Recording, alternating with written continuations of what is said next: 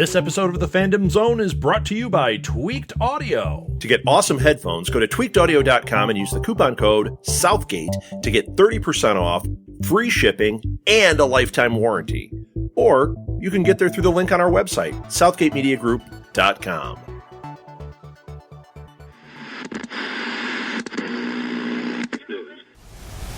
My name is Barry Allen. And I am the fastest man alive.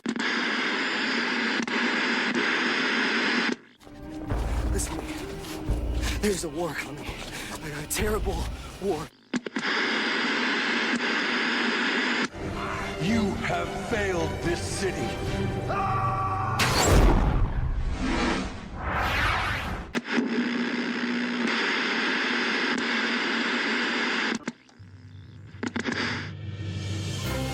Hello, everybody, and welcome once again to the Fandom Zone podcast.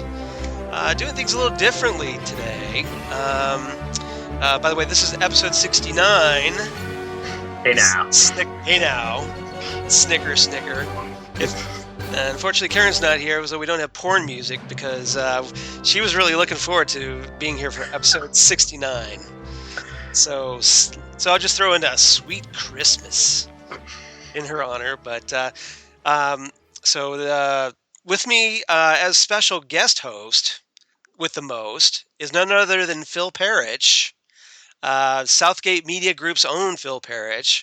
And hopefully you've been listening to his podcast because he does Before the Bat, and you've got a Flash Arrow Power Hour podcast, I believe, then Super Connectivity and some others. So say hello, everybody, Phil.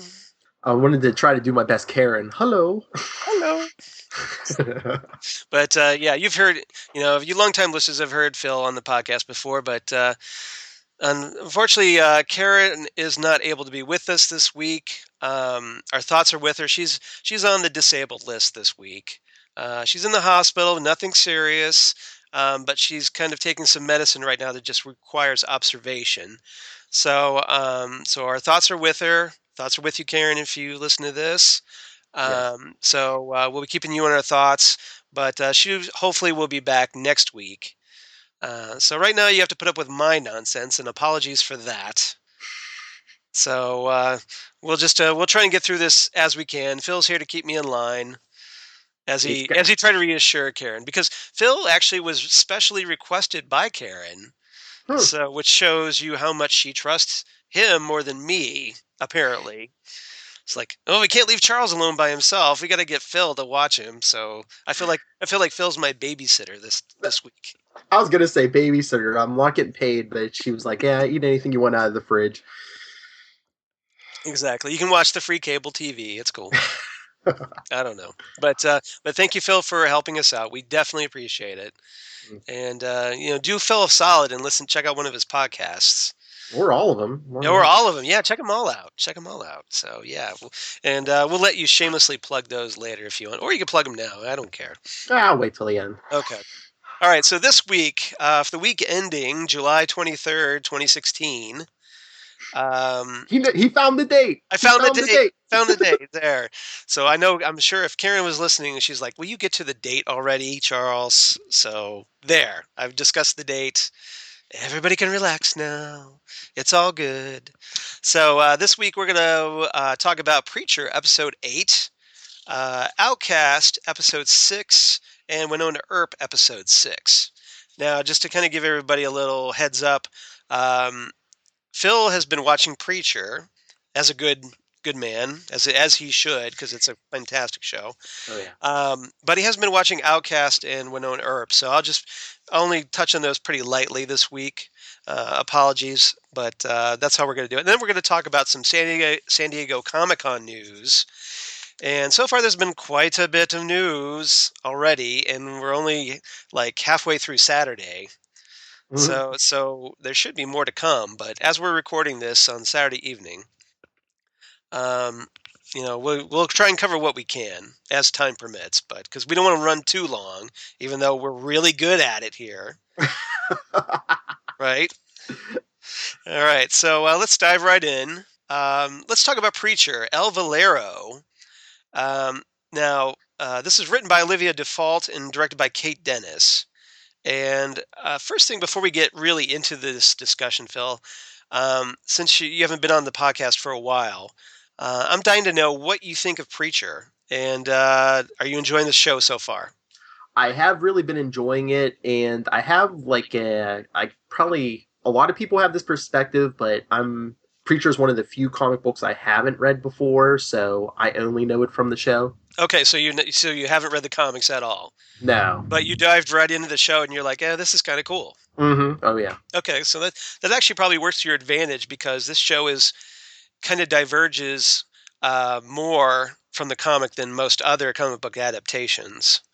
Like say Walking Dead. Mm-hmm. Walking Dead diverges, but it kind of follows a path. It kind of goes there in a roundabout way, but Preacher seems to be its own animal, borrowing things here and there. Mm-hmm. So you might be at a more of an advantage than me and Karen because we read the comics. Mm-hmm. So we kind of had that preconceived notion, but you don't. So I think you're probably better off than we are at this stage. So who's your favorite character on the show? Cassidy? Cassidy is good. Tula, maybe?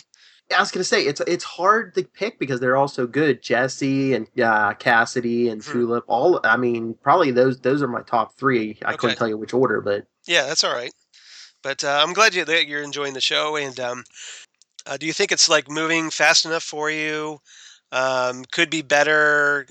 The first couple episodes I thought were kind of slow, but I was willing to get, I thought, okay, they're world building, they're introducing some of these characters. Yeah. Okay. Yeah. And I think the last couple episodes, it's been moving at a good pace. Okay, good. All right. So let's talk about this episode, El Valero. This episode was basically the episode where Jesse kind of gets his groove back a little bit. And we have a nice little siege episode with Jesse inside the church making his stand against the meat men from the King Cannon meat and power plant. And of course wackiness ensues because of Preacher. And so we'll get into that a little bit. So yeah, let's see here. So we have we're kind of picking up from last week where we kind of start off the episode with we get a little flashback with Odin Kincannon with this ski lift, and we're not quite sure what's going on. We figure out quickly that it's set in the past.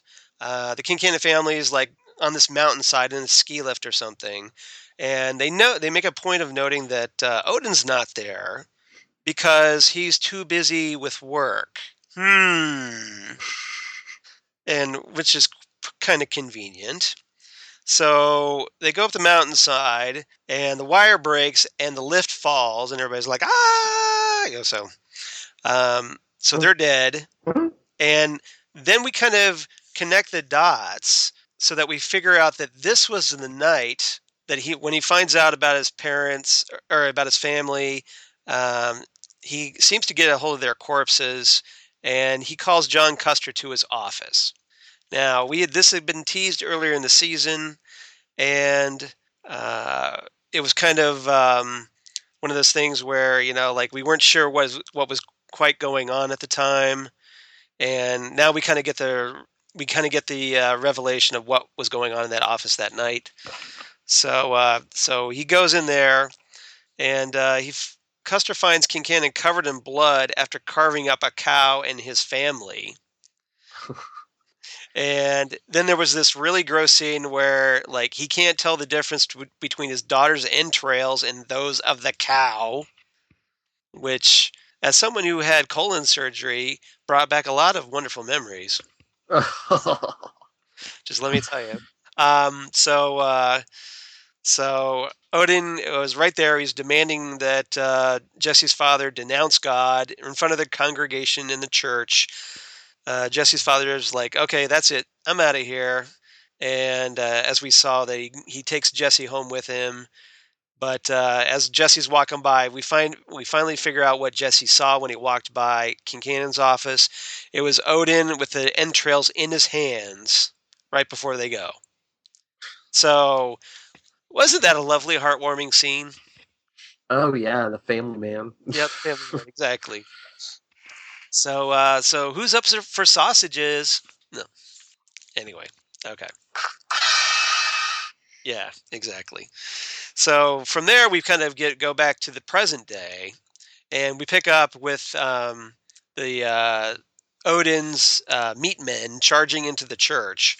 So here's where we've got like the stage one of the siege, where there's a brawl and there's gunfire, and then the meat men go back outside, and Jesse has their weapons, and then he's still begging God to bring Eugene back.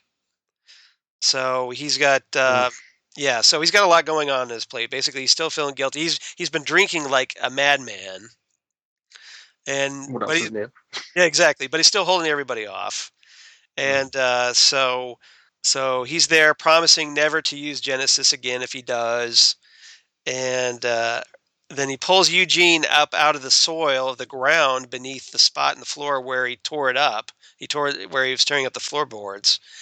And Jesse gets Eugene out and gives him like some water because apparently he's just desperate for water. And he's covered in dust and dirt and whatnot. And obviously he gives him a straw because it's Arseface. Mm-hmm. Yeah. So, and then Jesse says that when he heard Genesis's voice call him, he started digging his way. Or I mean, so not Jesse. Eugene. Eugene, yes, thank you. I got confused there for a minute.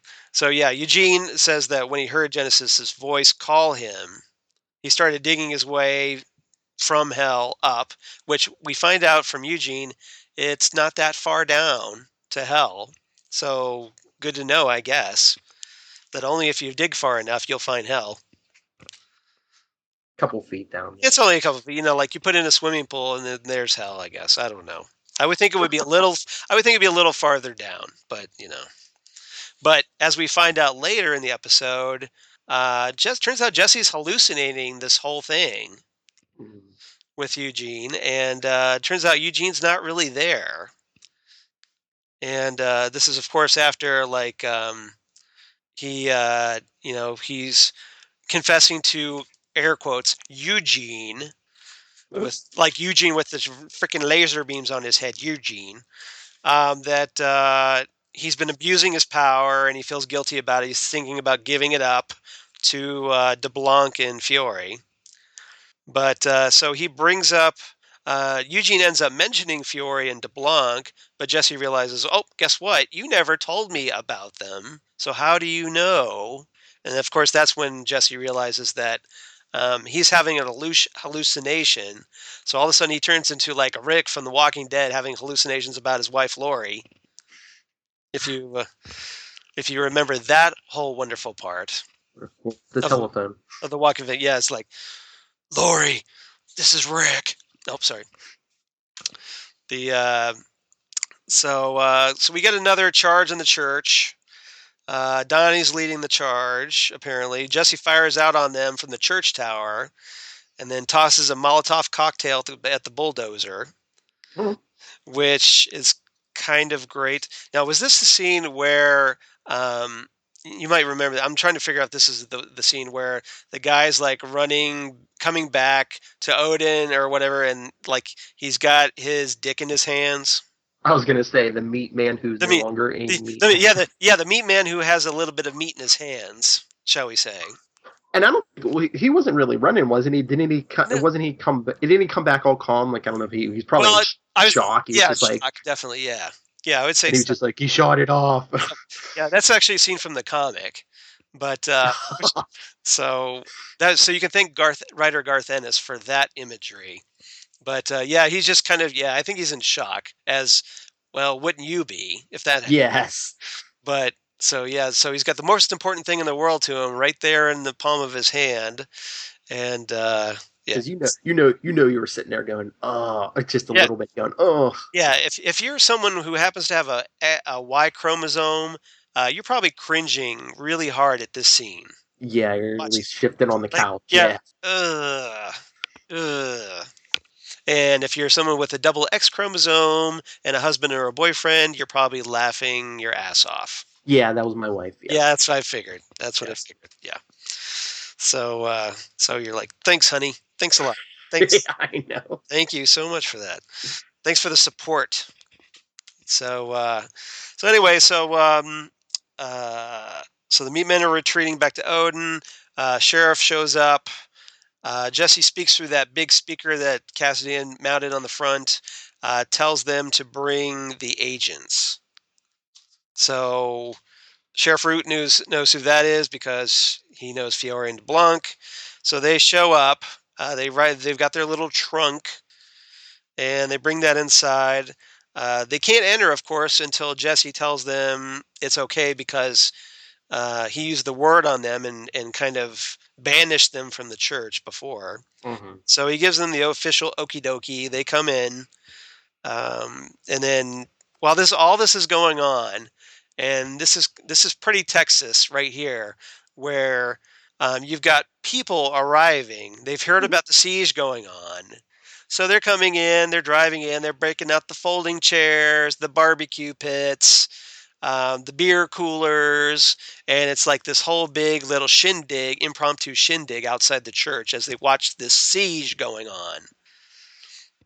Oh yeah, And the pastor's going insane. exactly. So it's like, hey, we got to watch. Yeah. Yeah. But so yeah, it's like, I guess there isn't that much to do in Anvil, Texas. So it's like, hey, let's go down to the church and watch the preacher shoot it out with Odin's guys. Shoot off body parts. Yeah, exactly. Shoot off body parts. So, and make sure you bring the barbecue sauce. So we have that, and inside, you've got Jesse begging DeBlanc and Fiore to help him get Eugene back, the real Eugene. Mm-hmm. And they're like, it's hard, but Fiore's like, yeah, we can do it, but only if they get Genesis back first. So that's the deal, supposedly.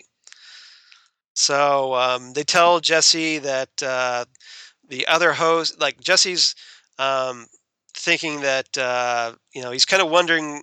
All right, I guess I'm getting ahead of myself. DeBlanc and Fiore tell Jesse about all the hosts that exploded before Genesis went into him. Mm-hmm. So then Jesse's like, oh, okay, so why didn't I explode?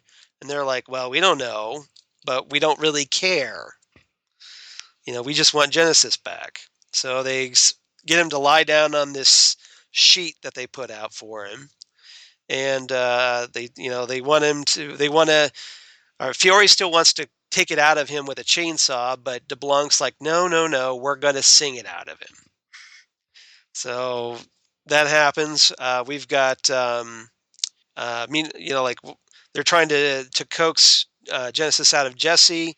Jesse's resisting. And then while this is going on, you've got the crowd gathering outside, more people. The crowd gets bigger and bigger. So this is becoming officially a thing. And Odin's like only giving, he says they're only giving diplomacy like a couple more minutes before they start their night assault. And Donnie, meanwhile, notices his wife in the crowd, then calmly walks to his car and opens the trunk.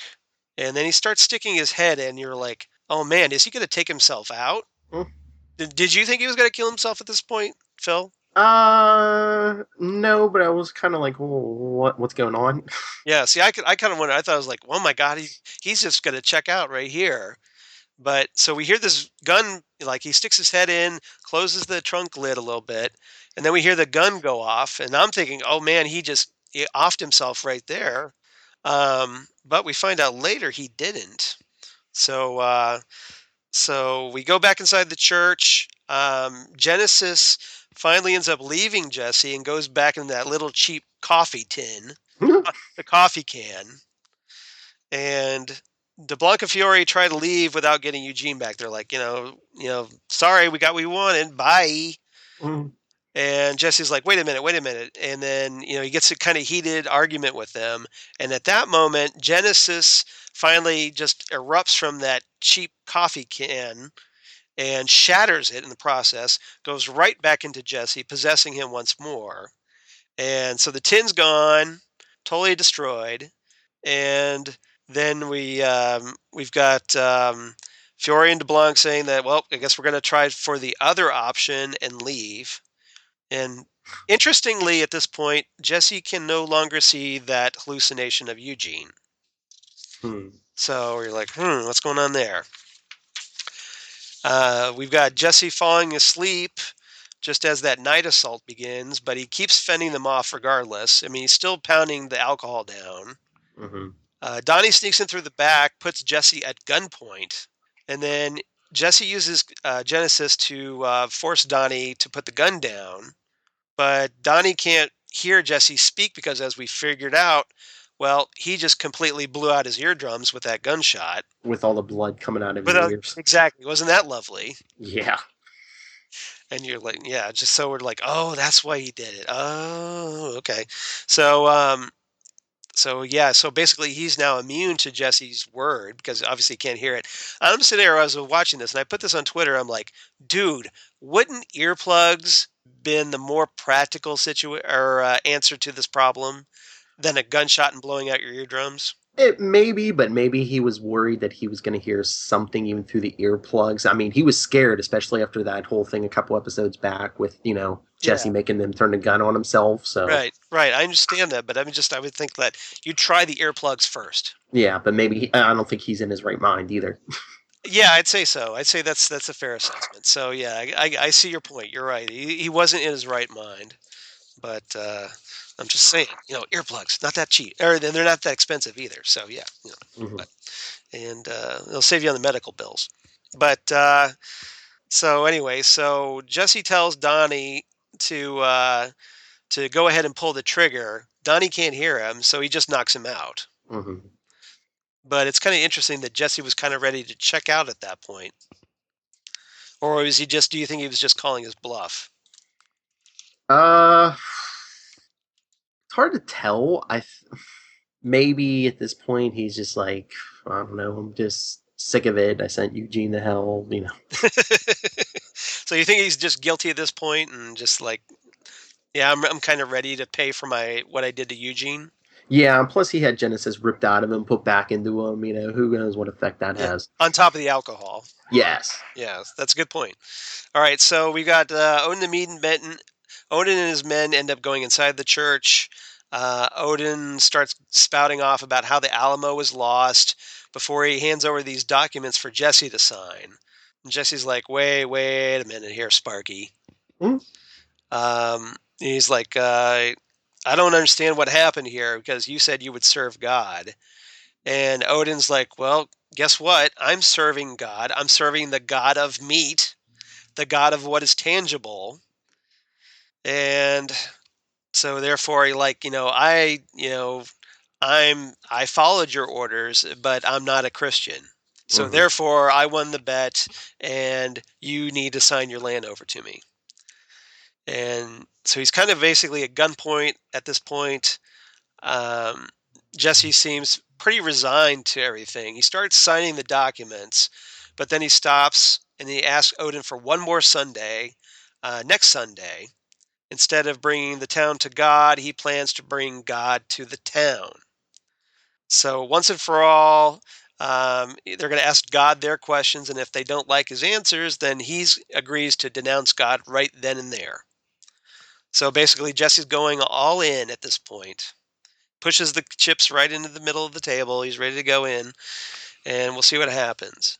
Now, meanwhile, with all this going on, we catch up with Tulip, and Tulip's, we're not quite sure what she was doing at first with, she ends up going to some kind of shelter or something where they've got a dog outside and it's a stray or something. So Tulip brings this dog home, and this dog's name is Brewski, and it's this really adorable dog.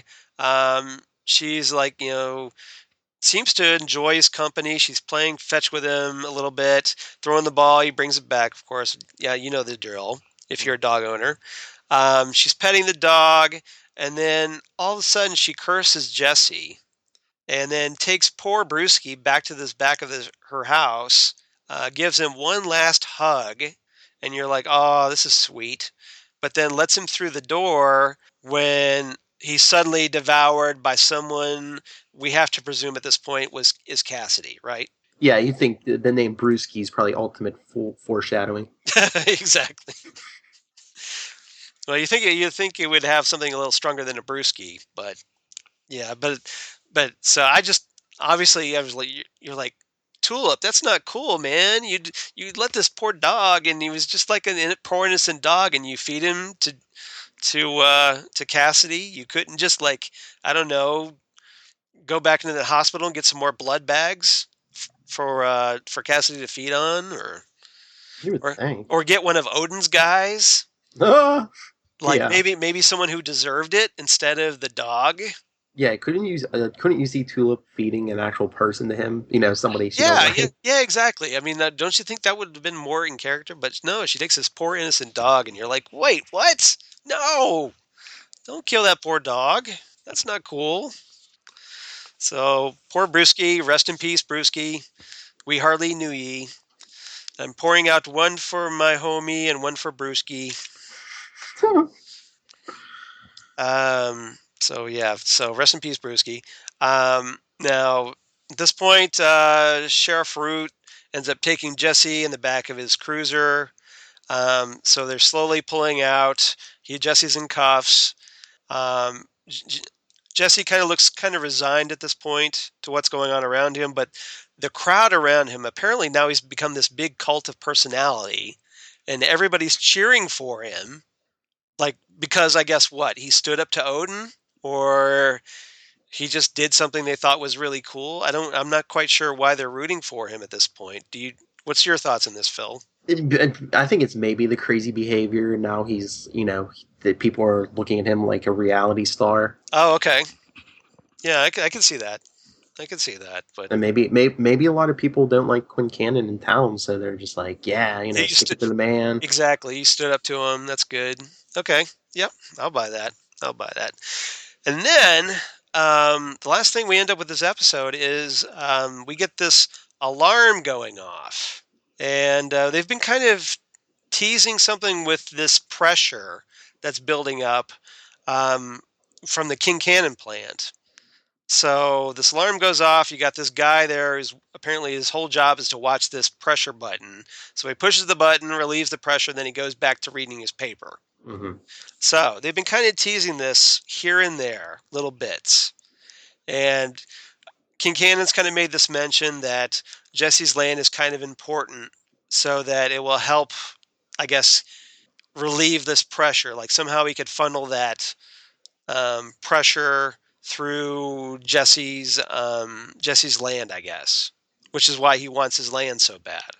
Yeah, I think you and Karen had a theory last episode about this. Yeah. There was apparently an internet theory that like it's involving gophers, which is kind of like why you see this guy in a gopher costume every episode. And if you notice that, after we discussed this theory, one of the figures in the crowd as Jesse's leaving in the back of that police cruiser was that dude in the gopher costume, the mascot costume. Mm-hmm. So I'm kind of thinking that theory is apparently on the money, and that's apparently that whole pressure thing is something that's going to pay off in the season finale. Something is going to go boom, I think.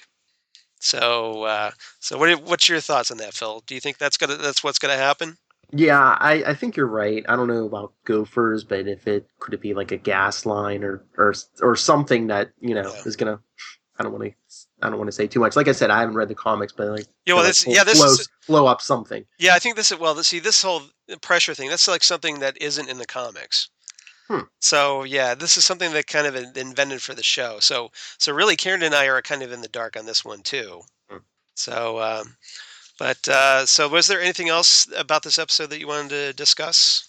I don't know about the episode, but I had a question for you as someone Okay. who read the comic. Okay. I'm not really clear on Genesis. At first, I thought Jesse could only order someone to do something that's within their ability physically. Like he told the one episode he was trying to get Cassidy to fly, and Cassidy just stood there jumping up and down. Right, right. But I was like, wait a minute, he just sent Eugene to hell, so Yeah, that's kind of unusual. And I'm not sure where that came from because that whole business with Eugene being sent to hell is not in the comic. okay. So that's again something they've added for the show. So yeah, it doesn't quite fit from what we know of Jesse's ability with the word. And I was like, if he does have the ability to send Yeah. him to hell, Yeah. then why can't he just Yeah. order him back or whatever? Yeah. Now my whole theory with this thing was that okay, maybe Eugene's not really in hell. He just disappeared really quickly. And like maybe he just bolted out of the room or just somehow just vanished, but he's not in hell, he's somewhere else. Or could it be like another entity that made him disappear that wants Jesse to think? Right. Yeah. There could be a lot of explanations for this because, like I said, it's not in the comics, so this is kind of new territory. But I'd be kind of interested to that maybe he just wasn't in hell after all. But again, he's trying to talking about working with the Blanc and Fiore that there is a way to bring somebody back from hell. Mm-hmm. So who knows? But I wish I had an answer for your question, though. But all I can suggest is that, yeah, we don't know what's really going on with that either, and it doesn't quite fit with what we know of his power. Okay. So I wasn't the only one. Yeah, no, it wasn't. No, we were kind of wondering about that too. So yeah, it's not just you. So so I don't know if you have a rating for this episode like we traditionally do out of 10, but I gave this episode 8.5 out of 10 shattered coffee cans. I thought this was a pretty good episode. Not my favorite of the season yet, but I thought it was a decent episode. And I don't know how you felt about it, Phil, but no, I did enjoy it. I probably have to agree with you. I'll probably give it 8.5 out of 10 minced meats, you know what I mean? Very nice, very nice. Well played. But still kind of, I would have given it a little higher if Tulip hadn't killed off Brewski. I was a little pissed off. I was a little pissed off about that. I'm like, you didn't need to do that. No. I know this show likes to go for shock value, but you didn't need to do that. There's only so many, you know, like you can only go so far. Mm-hmm. But all right, so so now I'm going to get into Outcast. Again, Phil's not watching this show or Wynonna Earp, so so I'll try and get through this pretty quickly, so we can get on to some cooler things like the San Diego Comic-Con news. But this is Outcast episode 6. From the Shadow It Watches, written by Joy Blake, directed by Trisha Brock, excuse me. And Phil, since you're kind of new to the show, this show is basically kind of like Exorcist, the TV show, with it's created by Robert Kirkman, the guy who created The Walking Dead. Mm-hmm. So, and it is based off the comics, but so it's kind of like it's got this serial storyline, and where we find out that the various members of this small town called Rome, West Virginia, have they're possessed by creatures, like presumably demons from hell, and someone, could it be Satan? Yeah, I kind of listen to your and Karen's review every week of it, but Okay, I mean, I'm kind of still a little lost because I've never seen the show. That's no problem, no problem. So real quick, so we've got for those who've been watching Outcast, the Reverend Anderson's been kind of increasingly bothered by the fact that Kyle is succeeding at these exorcisms where he has failed, Kyle Barnes. And so he's just, it's kind of getting to him. He's kind of bitter and angry about this a little bit. And Kyle kind of called him out in the previous episode, saying that, well, your God is laughing at you. And just kind of like, it's really getting to him because you got Kyle, this atheist, being more successful than him, a pastor, that a reverend is he's more successful than a reverend. So it's just kind of getting to him. So he starts like going back to he's got like this whole big video stash of all of his like greatest hits of exorcisms that he's performed, and he's studying these videos intently. He's trying to find out, trying to get a better idea of where his exorcisms apparently failed. And so he's trying to understand why they didn't work and what the difference is between that and what Kyle is doing to be more successful. And so he's got that going. He's becoming increasingly more obsessed. Kyle, meanwhile, is trying to get his life together still. He's working now from being a recluse. Now he's like actually going out, and he's part of this like pothole repair crew that goes around filling potholes, of course. And so you've got that going on. You've got at the catch up with the police station where Mark is interrogating this woman. Like Deputy Mark is interrogating this woman who they found a fingernail in the trailer in the woods, but she's being like completely difficult with him. She's not giving him any information, so he's kind of stalled out there. Reverend Anderson, we catch it. We go back to him. He's trying to replicate this exorcism of the little boy that he and Kyle freed in episode 1 by cutting his thumb to use on this exorcism victim that he's got locked up in the basement. And apparently it's not working like what Kyle did. So we've got Patricia, this woman that's been trying to hook up with Reverend Anderson. She goes to Kyle. She's pleading for help. She's worried about Anderson, but Kyle's just like, no, I'm done with him. Not going to happen. So Kyle is out he goes out later that night. I think he's like taking something out to his garbage or something. He finds this trinket on his doorstep, ends up getting blindsided by Cain. And it turns out it's Mildred, this old lady who's possessed. And she's the one that's played by Grace Zabriskie, who was on Twin Peaks. So she's just really creepy in this scene. She sits on top of his chest, sucks part of his soul out of his body, like she's feeding on him.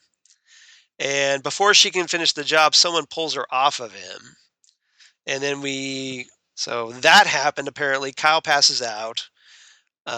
We cut to Patricia's son, Aaron, who's this major douchebag tool. He's the guy who's been going around like putting graffiti on the church. He puts his mom down for seeing the Reverend. And so we've kind of get the idea that, okay, well, apparently her son's now part of this show because we haven't really seen him before, or he's kind of been in the background, hasn't been actually a character until this point. So apparently he's going to be important. Kyle, meanwhile, wakes up in Mildred's living room. Mildred's not anywhere around, so Kyle leaves, and then we cut to Sydney, who's played by Brent Spiner, Data from Star Trek: The Next Generation, scolding Mildred for going after Kyle, and then he gets on her for putting all of them at risk. And so there's a nice little confrontation there. We've got Megan, Kyle's foster sister, visiting Kyle at work. He tells him that his wife Allison still doesn't want anything to do with him. And then when Kyle goes back to work, he starts hallucinating, seeing some demon, like some kind of demonic black goo, the kind of goo that comes out of people when Kyle frees them from being possessed. And he's like, okay, that's it. Something's going on here. I'm quitting. I'm out of here. Bye. His boss is kind of pissed off. He's like, I took a chance on you and you're like kicking us to the curb. What's up with that? So Kyle goes back to Reverend Anderson, tells him about Mildred. suddenly that guy that was in Reverend Anderson's basement bursts out of the basement. There's a big throwdown fight. Tosses like Kyle and Revan around the church. Kyle ends up getting a hold of that guy's face, Caleb. The guy's name's Caleb. Causes the entity inside to like that black goo to come out of his mouth, frees him from being possessed. And Reverend Anderson's like, "Come on, man! Like that was my guy. You just like freed my guy. I was gonna do that." And so Caleb, who's now like we catch up a few minutes later. Caleb's like talks to Reverend Anderson, like he's telling him that his possession, when he was possessed, it didn't feel like torment, but instead it felt like a warmth pouring into him. And he tells Reverend Anderson that he can't like really like support him at church by right, like whenever Reverend Anderson goes on about the devil, because there's nothing really to fear from this. And Reverend Anderson's like, "It's the devil. What are you talking about?" And so we catch up with Kyle. Kyle ends up driving by Mildred's house, finds her dead on her porch, and the chief of police shows up after Kyle calls the cops about the dead body. Giles, who's been like seemingly knowing more than he's letting on about he's has history with Reverend Anderson. He knows what Anderson's apparently up to. And so Kyle talks to him a little bit about that. He kind of warns Chief Giles, that Mildred isn't the only one out there. And so Giles ends up going inside Mildred's house, finds a picture of a younger Mildred by this trailer in the woods where that woman was, they found that her nail in that trailer in the woods.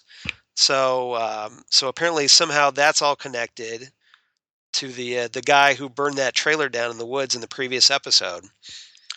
And then lastly, we pick up with Sydney once again showing up at the Reverend's place.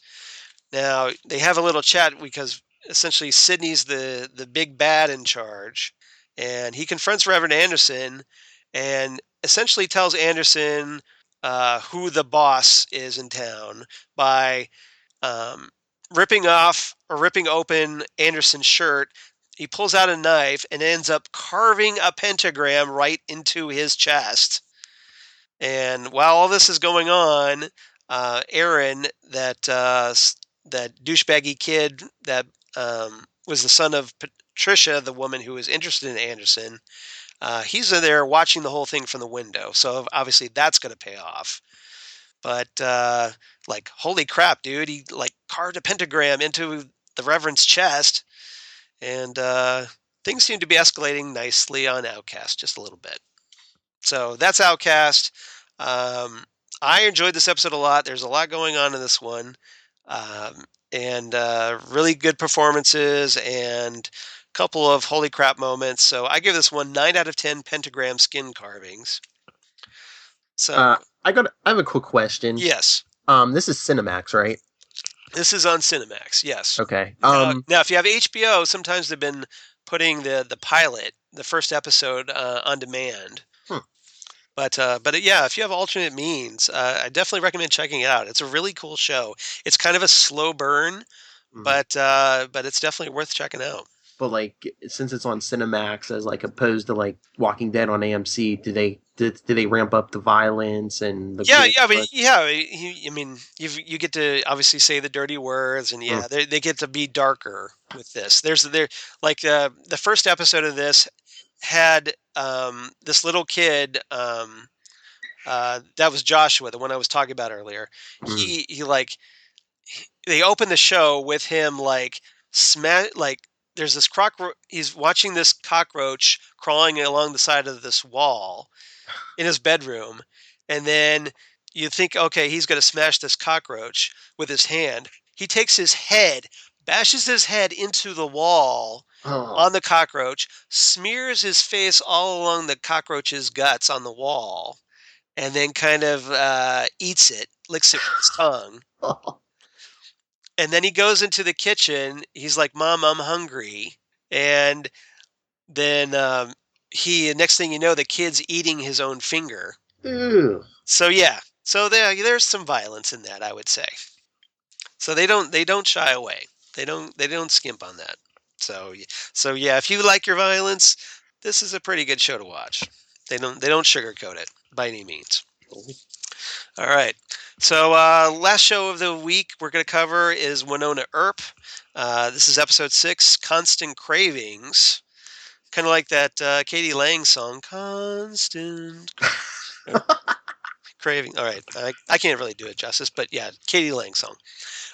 Written by Alexandra Zaroni and directed by Brett Sullivan. Now, Wynonna Earp is on Sci-Fi, and this is a show that I wasn't initially into, but we've had some listener demand that we cover Wynonna Earp, and Karen was a big proponent of it. She had checked it out. She liked it. So we decided to start covering it. And so never let it be said that we don't listen to our listeners here on the Phantom Zone podcast. So as continuing our Wynonna Earp discussion, we kind of pick up, obviously, with Wynonna, who's played by Melanie Scrofano, and descendant of Wyatt Earp.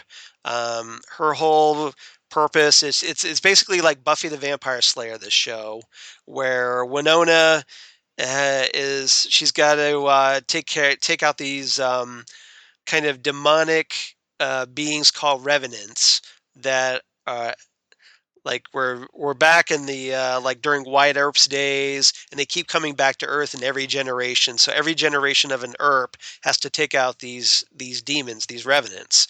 Well, now it's Wynonna's turn, and so we've got Wynonna and her partner at the Black Badge police headquarters division, Agent Dolls.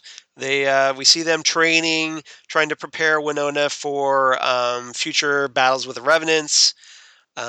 Dolls is kind of impressed with Wynonna's performance, and so they've I guess that Wynonna ends up beating him in a training fight, and that kind of surprises him that she was able to do that. So he kind of gets she ends up earning his respect a little bit, I think, after this. Mm-hmm. So we kind of get this the Revenant of the Week, kind of like like on Smallville where we had the Freak of the Week. Yes. Yeah. So we have this Revenant of the Week. He's takes out this innocent mountaineer, some kind of crunchy granola type, on this hiking trail, and we've got Doc Holliday, who's somehow back from Wyatt Earp's time, now in the modern time, and has kind of been putting the moves on Wynonna. Doc ends up confronting the big bad Bobo Del Rey about this stone witch who Doc has this some kind of grudge against, and apparently she's gone disappearing. She's somewhere around town, but he's trying to get a beat on her. So Bobo, he tries to get some information about from Bobo. Doesn't happen. We've got Wynonna and her sister Waverly are trying to figure out, trying to identify the remaining revenants in this photograph of this 7 that Wynonna has this grudge against for killing her father and her oldest sister. So they end up figuring out that one of these revenants has a unique, like, kind of tattoo brand on his neck. And Waverly mentions, "Oh, guess what? We have a blacksmith." And I'm trying to figure out, well, this is the 21st century. How do you still have a blacksmith? But apparently they do in this small town of Purgatory. That apparently the blacksmith will be able to connect it to a specific lineage. That blacksmith welcomes, and they go to see the blacksmith. Wynonna and Agent Dolls, they go inside her shop, and she's not really hospitable at first. But after she gets shown the brand from the photograph, she's like, okay, it's connected to this Tate family, who are like cattle rustlers and all around ne'er-do-wells. And the blacksmith is, we find out, is kind of like a spiritualist, a mystic type. And she also gets this kind of vibe from Agent Dawes, that he's in some kind of pain, something's going on there, something supernatural. Offers to help him, but Dawes is like, I'm not talking about it. I'll see you later. Like, so the blacksmith's left wondering what's really going on with Dawes. We go through. We cut back to the Earp estate.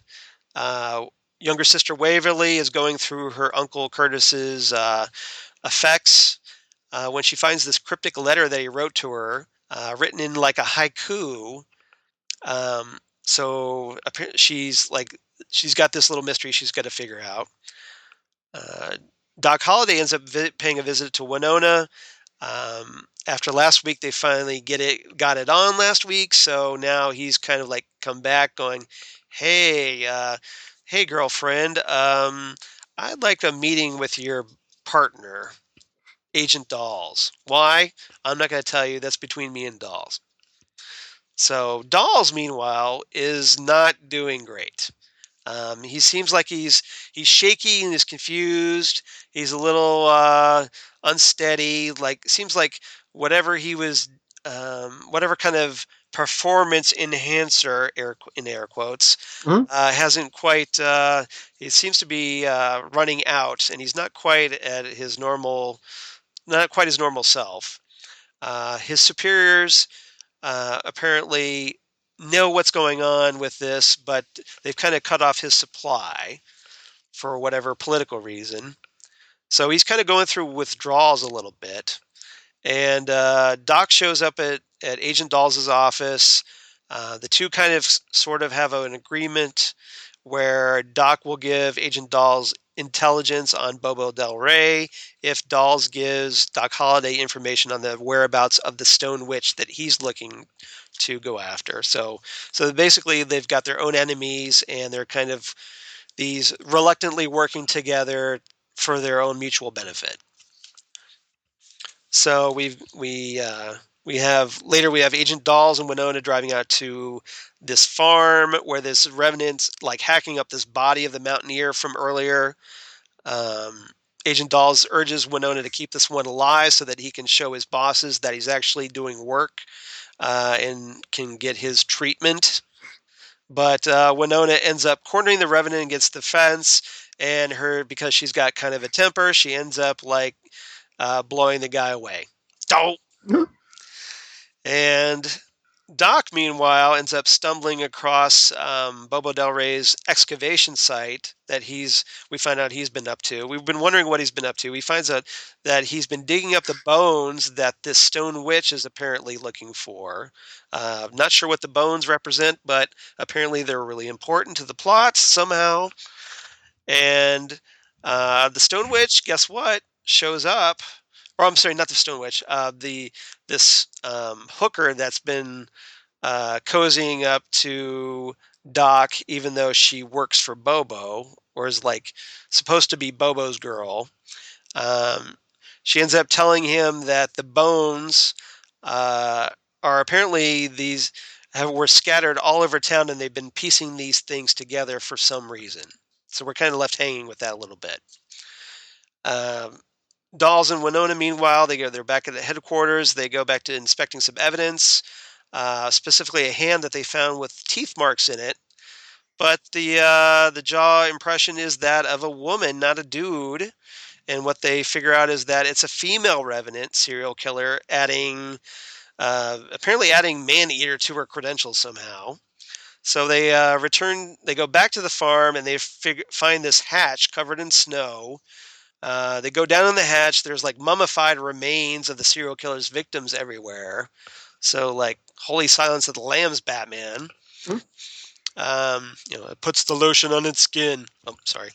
And so before they can investigate further, they end up tracking down some Tate family members. And so that happens. We cut back to Waverly, who's trying to decipher Curtis's poem. She sits in his favorite seat at the bar, looks at her image in the mirror, and remembers this tune that her uncle used to sing to her as a child. And so she goes over to this piano that's nearby, starts playing it. And then all of a sudden, this, of course, unlocks a secret compartment because, of course, there's a secret compartment in the piano that there's a small crate inside. So she opens the crate up, and there's a human skull inside that crate.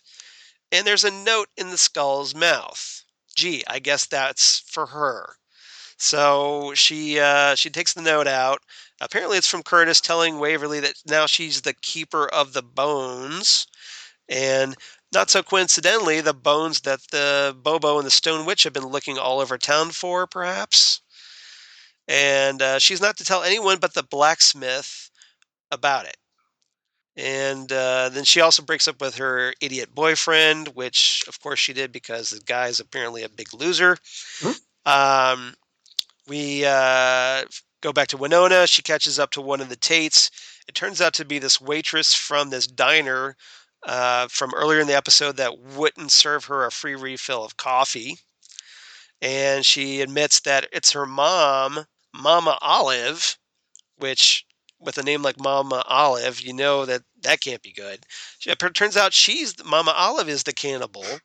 And she's apparently like hungry hippos because she can't stop eating, apparently. So we've got that. Waverly ends up bringing that skull back to the blacksmith, and they have like this weird ritual that bonds Waverly to that skull. And that skull, we find out, was the Stone Witch's son. So we're keeping everything in the family here. And we end up having the final showdown with the cannibal Mama Olive, who gets a hold of Agent Dolls, takes him to her lair, is ready to just like go snacky on him.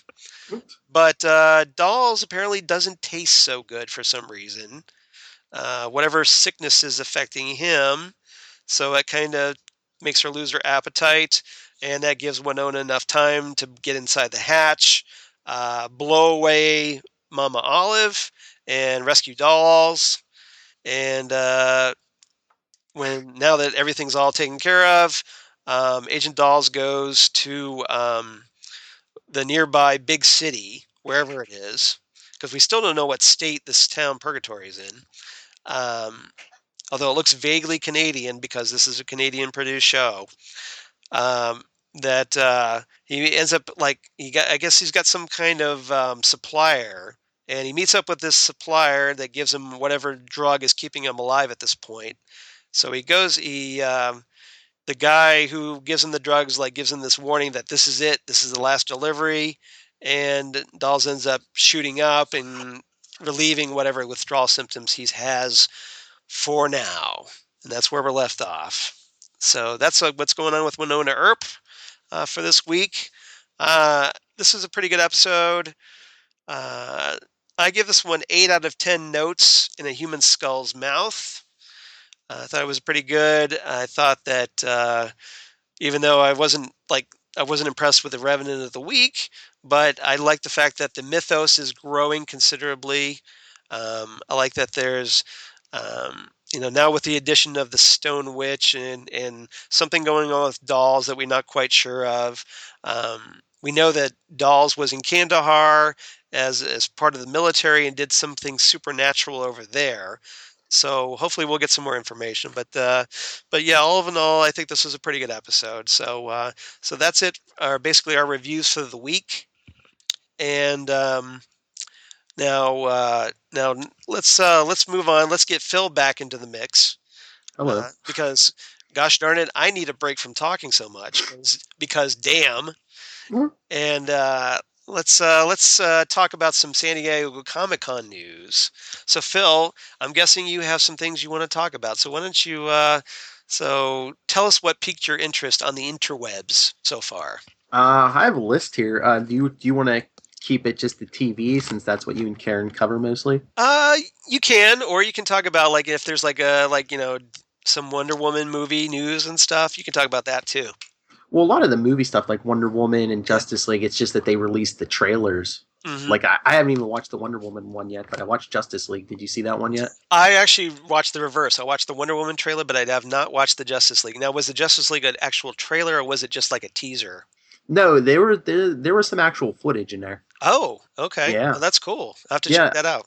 It looks looking like it's a little later than Batman v Superman. That's not hard. Yeah.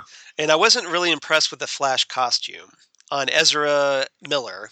It looks like armor. It is armor. And I'm thinking, as a Flash fan, I'm thinking, well, gee, nothing screams aerodynamic more than armor Yeah, for a speedster.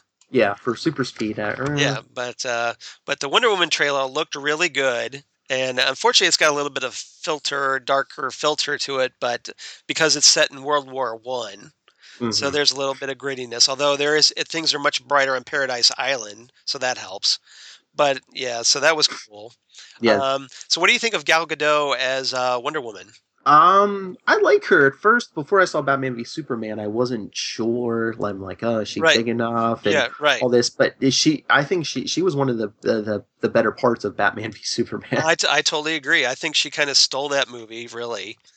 Even though she's isn't in it all that much, but what she's in it, especially during the Doomsday things, where my favorite whole thing in Batman v Superman is like when she takes this punch from Doomsday, and she kind of like wipes her mouth a little bit, and then she has this kind of sly, like, oh yeah, okay, let's get this on now. Yeah, so she was kind of getting into it, like, yeah, finally I got a worthy foe. And that warrior instinct comes out, and I just thought that was perfect. But the Justice League movie, it looks like Batman, everyone kind of revolves around Batman because there's scenes with, Ben Affleck has a scene or two with Aquaman, and then they show him with Wonder Woman. And there's a cool scene with he introduces himself to Barry Allen, and then he throws like a batarang at him, and they just show, one of those super speed tricks where Barry just like watches the batarang come at him and he just like grabs it out of midair. Nice. Yeah. Nice. So you thought that was pretty good? It looks like, yeah, and like I said, it looks like it's a little more positive and a little more brighter than Batman v Superman. So, but again, that's not hard, is it? No, but I think they got the. I'm sure they got a lot of notes after that movie. Exactly. And we've had some interesting behind-the-scenes developments because originally the Justice League movies were only supposed to be like a two-part movie, both parts directed by Zack Snyder. But now apparently this first Justice League movie is a standalone movie, and I'm guessing that Zack Snyder will not be directing the second part because Jeff Johns has been kind of brought in more and more to kind of take over the reins. It seems like they had intended for Zack Snyder to kind of be the oversee everything, to have everything fall into line with his vision of the DC universe. But after Batman v Superman and the criticism of that, I think Warner Brothers is making moves.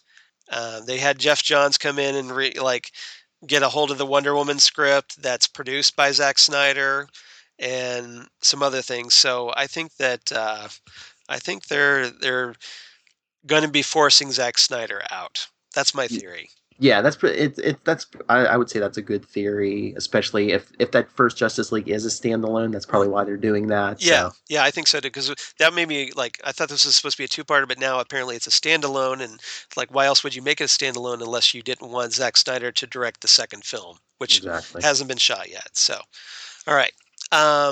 So what's other TV news do we have? There's a whole lot of TV news. Well, I know you're a big Star Trek fan. Did you see they announced the title of that new Star Trek for CBS All Access? No, I did not. What's the title for that? The title is the name of the ship, Star Trek Discovery. Oh, nice. Very nice. That's perfect. That's cool. Gonna look forward to that. And so I know that Arrow, we've got Ragman coming to Arrow. Yes. And I actually posted an article about that on Damn Good Coffee and Hot. Let me see if I can pull that up here and get a little bit more detailed information, unless you've got some information. Well, I have it. The actor is Joe Dinical. I guess he's Yeah. from The Blind Spot. I don't watch that show. So Yeah, I don't either. But yeah, he's going to be playing Ragman.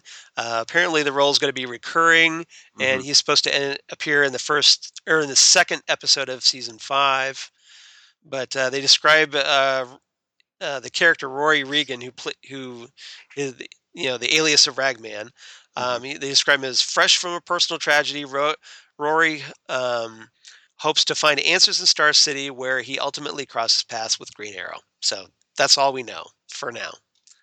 But yeah, he's just basically this supernatural character in the DC universe who's got this costume made of rags appropriately, and they kind of retconned this a little bit in not too long ago, where that when he kills bad guys, they become rags on his suit, so that so he's basically like he's got this suit. He's wearing this suit of rags made from dead criminals. So that's his shtick basically, and that he can absorb souls into his costume, and then he gets strength and whatnot from wearing that costume. So that's his deal. And then I think we found out that Ghost Rider is going to be on Agents of S.H.I.E.L.D., yes? Yes. Do you have any details on that? It's I know, well, me and Charlie were talking about this last night on Super Connectivity. It's not the Johnny Blaze Ghost Rider. No. It's the newest version. What is it, Robbie Reyes? Yeah, I think so. Yeah, he's a newer character that when Marvel kind of brought out a recent Ghost Rider series, and as part of their Marvel Now, I think, or something like that. They kind of brought a new person to be Ghost Rider, and that's the person they're going to be using, not Johnny Blaze. No Nicolas Cage. Sorry, everyone. They got somebody else, but which I think was interesting. Although Ghost Rider is not really a character I would associate with S.H.I.E.L.D. Yeah. So I'm not sure how this is going to work, but if nothing else, maybe it'll give us less talk about Inhumans. Yeah, well, like Charlie was saying, maybe it's Agents of S.H.I.E.L.D.'s way of introducing the supernatural, since we're getting Doctor Strange in November. That's a good suggestion. That makes sense, because you would think they'd want to set up Doctor Strange a little bit. So maybe Ghost Rider will have some mystical artifact that'll end up with Doctor Strange or something. Or we'll have some other mystical characters come onto the show. So that would be cool. The big difference with this Ghost Rider, he drives a car, not a motorcycle. Interesting. How would you not have the motorcycle? I don't get it. I don't know. That's the whole point, is you see this cool flaming motorcycle. That's cool about Ghost Rider. Yeah. I think that's how they did this character in the comics, so I don't know. Okay. Was there anything else? I got actor Nico Zano, I guess, has confirmed that he's playing Citizen Steel in Legends of Tomorrow. Right. Yeah. I've got that on Damn Good Coffee. That news came out a while ago, but it's good that he confirmed it.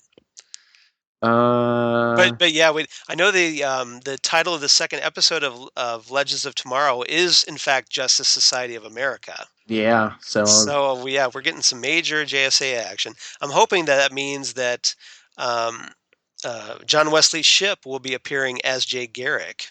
It might, because I don't think they've confirmed it yet, but there was a rumor going around even a few days before Comic-Con that John Wesley Shipp might have signed a contract with them to appear, that he could basically appear on any of those 4 shows. Yeah, they've been doing that a lot with certain characters.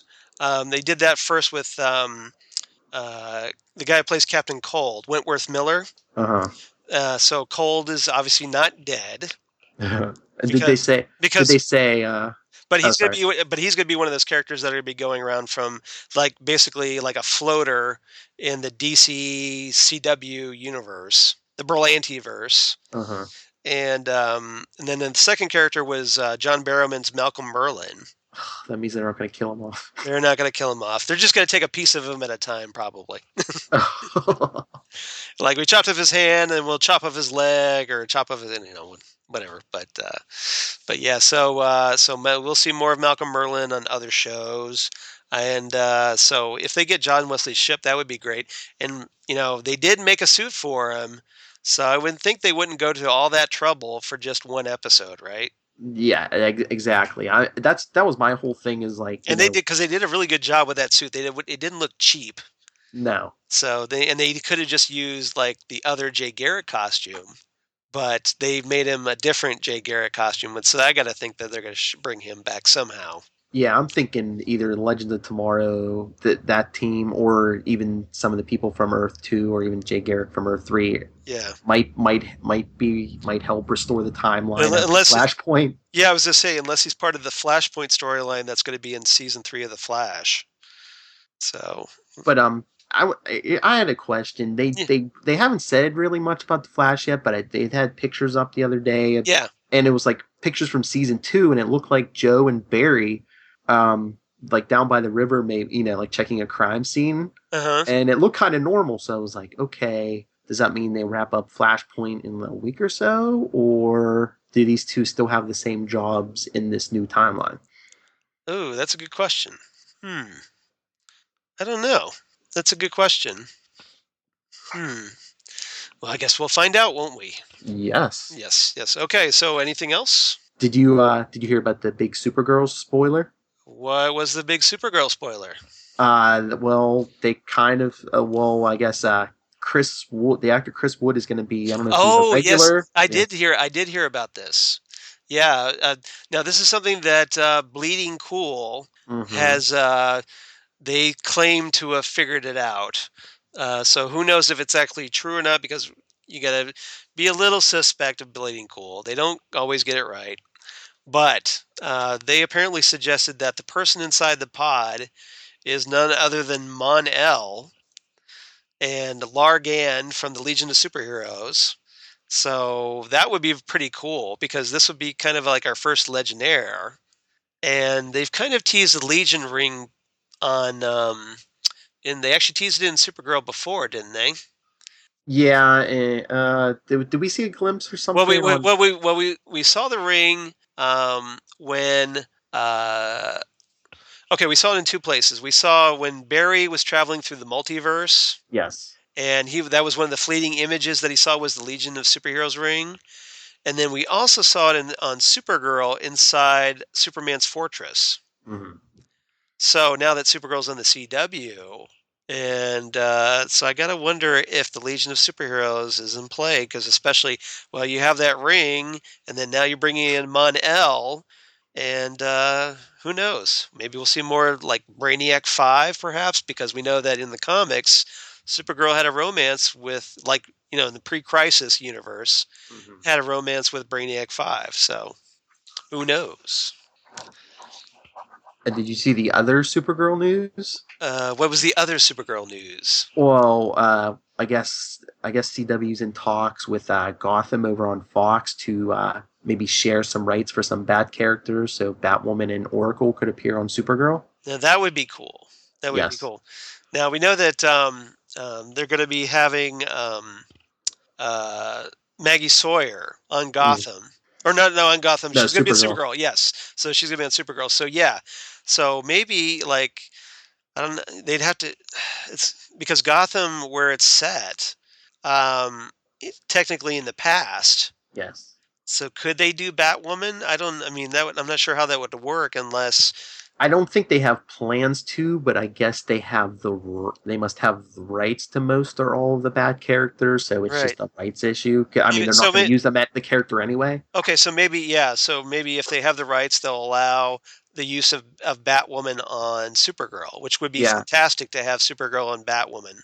Yeah, I think that's the whole, especially the whole thing now. And Batwoman with Maggie Sawyer, who they were romantically linked until recently. Yeah, I think the whole process now is just, how much money do we need to slip you to, play with these characters? Right. Yeah, unfortunately, that's the frustrating thing with these kinds of character rights and the way they're kind of scattered, and that they just can't just use any character they want. And obviously, Marvel would love to be able to use the X-Men, and they've been kind of slowly kind of working with Fox. They're actually working on TV shows with Fox. So here's hoping that there will be some kind of deal, kind of like with Sony and Spider-Man, where that they can use the X-Men characters at some point. Yeah, I don't know how good that's going because I guess there was a headline today. They were saying in the comics, Marvel's kind of like scaling down the X-Men. They're like, okay, no new mutants are cut. No one's introducing any more new mutants because I guess then Fox would automatically get the rights to those new characters. Right. Yeah. So I think there's because it's like a big little pissing contest with the Marvel bigwigs. Ike Perlmutter, who's in charge of Marvel. And his issues with Fox, and so that's a whole big to do. And he's been kind of like putting the mandate down, like, okay, we're not going to use Fantastic Four, we're not going to use the X-Men because they're under Fox. So so it's just very frustrating, especially if you're a Fantastic Four and or X-Men fan. But they're still publishing X-Men comics. Yes. They're not publishing Fantastic Four comics. No, but they said the sales on Fantastic Four were kind of low for the last couple of years too. Well, not during Hickman's run. No. They were good during Hickman's run, but for a lot of other people that haven't been able to figure out how to write the FF. So it's just like write it like Hickman. There he figured it out. Plus Marvel didn't want to help advertise that last movie either. Yeah, exactly. So, and I actually saw that movie.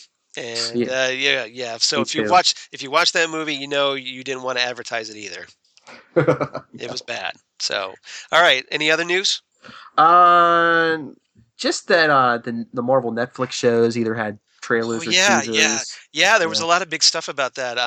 Again, posted about this on Damn Good Coffee. But we had the trailers. We had a good teaser trailer for Luke Cage, which is coming up in September 30th, I believe. Yeah. And Iron Fist. We got our first look at Iron Fist. Finn Jones is Iron Fist. And I'm a huge Iron Fist fan, so I was just geeking hard about this. And it looks exactly pretty much like you want it to for Iron Fist. You've got Kunlun, you've got Danny's origin, and you've got him coming back from Kunlun, and he's kind of all beardy, shaggy. But of course, I'm sure he'll get cleaned up. And then teasing the whole mystical kung fu martial arts elements, which I'm digging that. And then, of course, we got a teaser for the Defenders, which was pretty cool. Loved it, the fact that they worked in Nirvana's "Come As You Are" into the trailer. And didn't get to see it. Didn't get to the MTV music video version of the trailer from back in the day. Yeah, but it was pretty cool. And now we didn't get to see any footage from the Defenders, but we did get to hear Stick, Scott Glenn from Daredevil, who is like basically he was reciting this line where he says, like the four of you, you're you want to save the city. You want to save the city, but you can't even save yourselves. Yeah, Thank you.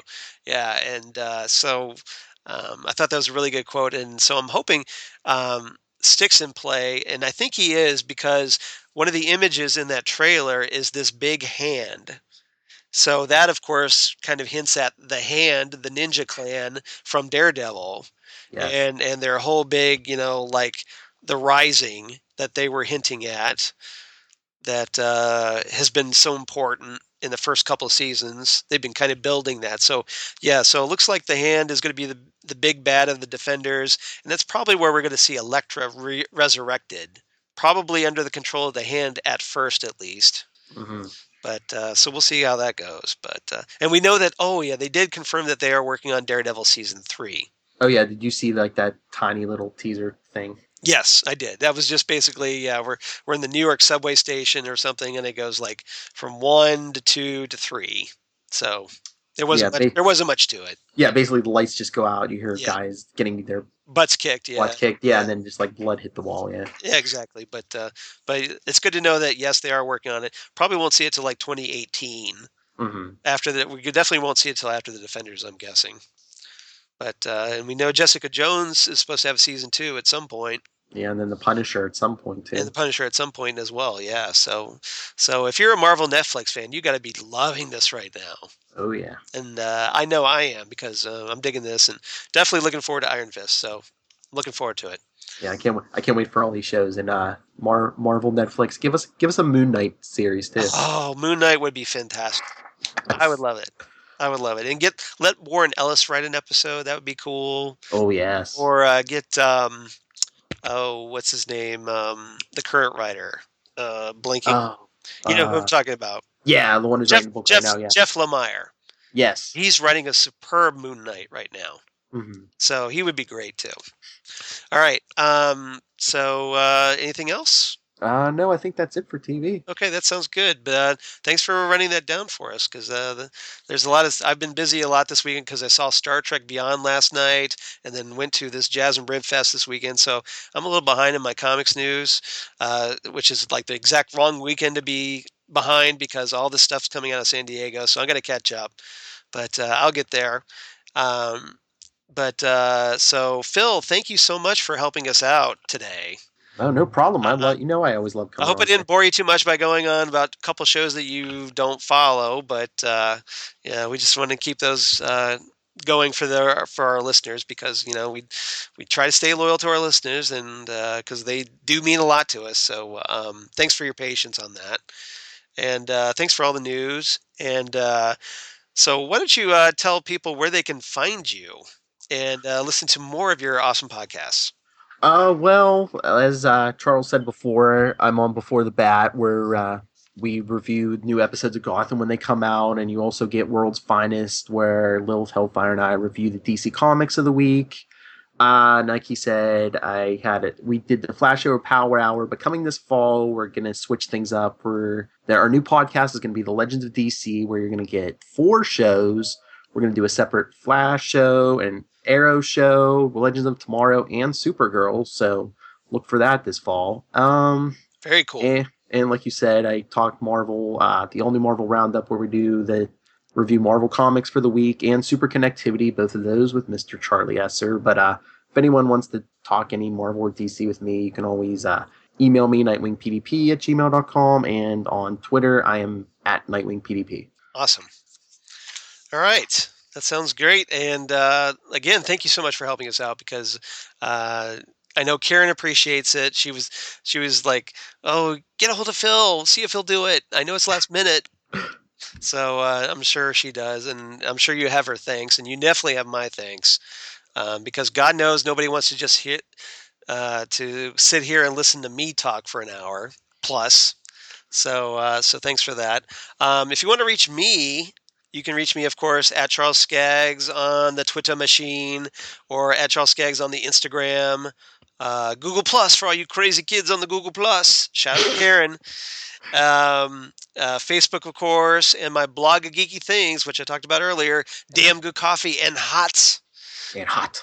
Where I talk about all these comic book shows that we cover here in the Phantom Zone podcast and more.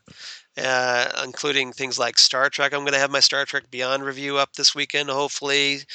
I'm not sure when I'm going to have time to write it, but I'm going to get it done somehow. And then try and get as much news from San Diego Comic-Con as time permits and more. So please check me out there. And if you want to write in, we didn't get any fan messages or emails from Zub Xerox, the mysterious Zub Xerox this week. But if you want to get a hold of us, you can contact us at Twitter, at Phantom Zonecast on Twitter, or we're on our Facebook account, the Phantom Zone Podcast, at Phantom Zone Podcast, I believe. And then, of course, you can reach us at phantomzonecast@gmail.com. You can email us there. So yeah, there's plenty of places you can write in. Just let us know what you think of the show. If you like it, if you don't like it, let us know. If there's something you'd like for us to cover on the show, something you'd like for us to do more of, less of, let us know because we definitely appreciate the feedback.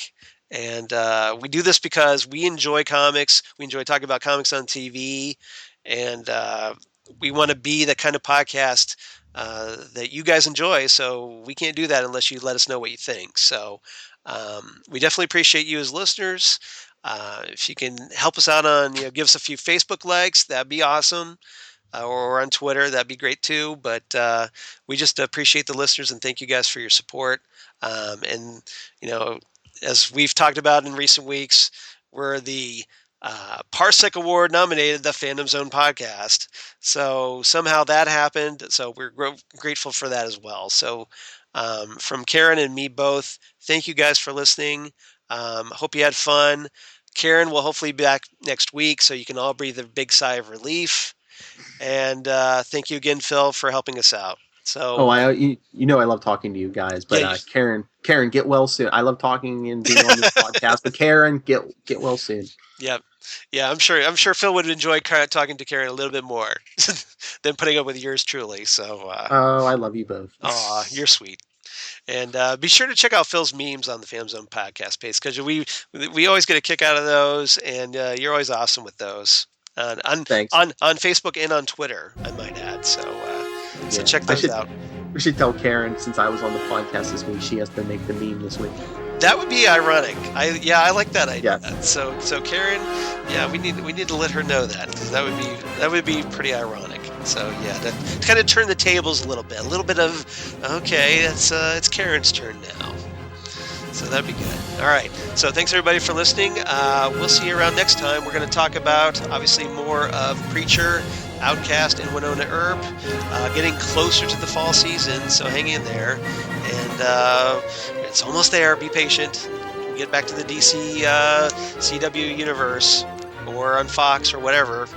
And we'll see you around on the podcast next time on the Fandom Zone podcast. I'm Charles Skaggs. Thanks for listening, guys. Bye.